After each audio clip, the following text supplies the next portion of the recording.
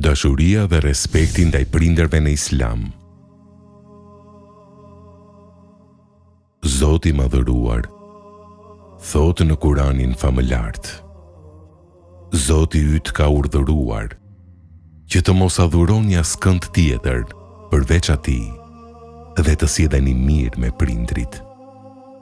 Nëse njëri prej tyre ose të dy arrin pleqërinë te ti, mos u thuaj atyre as mos i kundërshto, por drejtoju atyre me fjalë respekti. Lësho para tyre krahët e përuljes prej mëshirës dhe thuaj: O Zoti im, mëshiroj ata, ashtu siç më kanë rritur kur unë isha i vogël. Këto dy ajete kuranore nuk ka nevojë më për shpjegim.